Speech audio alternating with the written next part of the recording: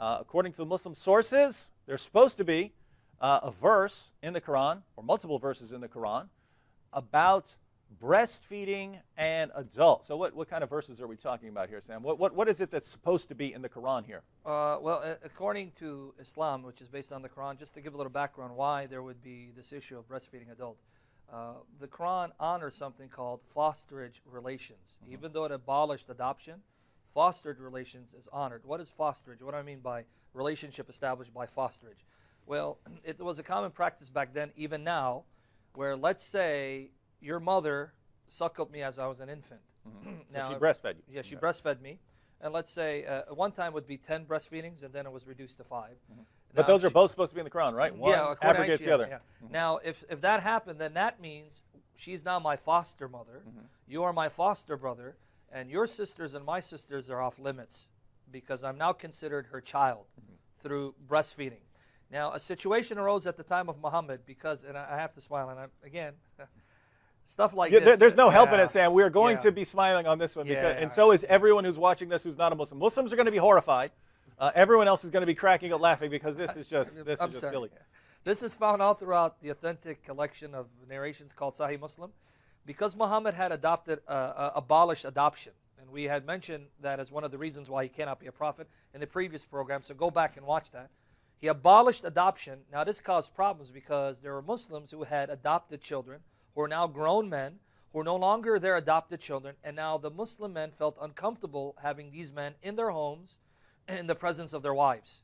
So now how do you solve this problem that Muhammad created by abolishing So you're adoption? worried about grown men being around grown women that they're not married to, and they're got to be close in the same area as each other, so you're worried about them having lust for each other. How are you going to deal with this lust problem? Well, let me tell you how Muhammad dealt with it. Sahih Muslim, Book 8, number 3424. Sahih Muslim, Book 8, number 3424.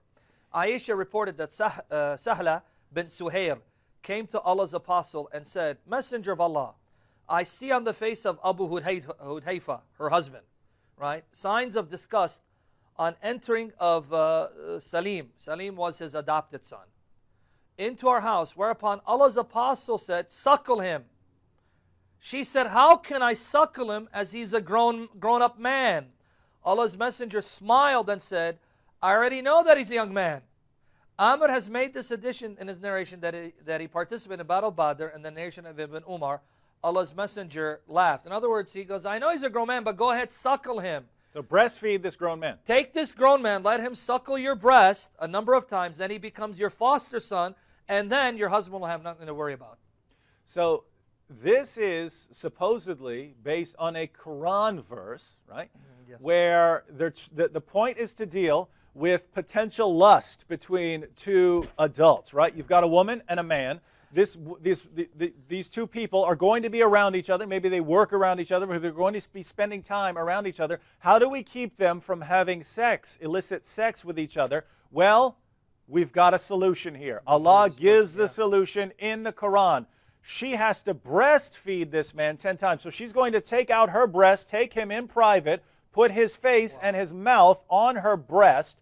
She's got to do this 10 times, and after she breastfeeds this man 10 times, after she puts her breast in his mouth 10 times, then he'll feel like her son, and they won't have any sexual desire for each other.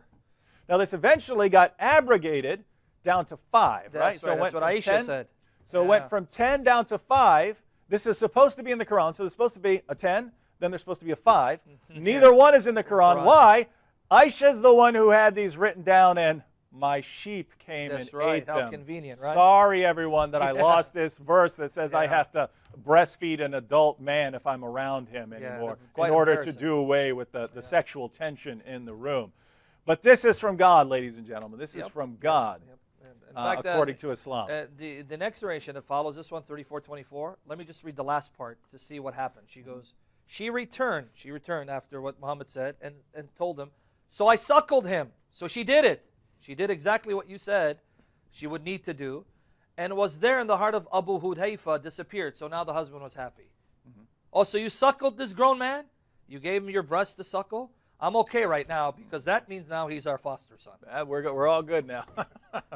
Wow, but you Muslims out there, Everyone else is laughing right now. You Muslims should be either crying or something. But I mean, think about this: if you take Islam seriously, you have to believe that that is God's solution for sexual tension, right? You know, we don't need the burqa in order to do away with that. If a woman's going to be working around a man, it doesn't matter how much she's covered up. If we're going to eliminate the sexual tension, she's got to take him in the back room and breastfeed him a bunch of times to end any of that sexual tension. That's what your God revealed.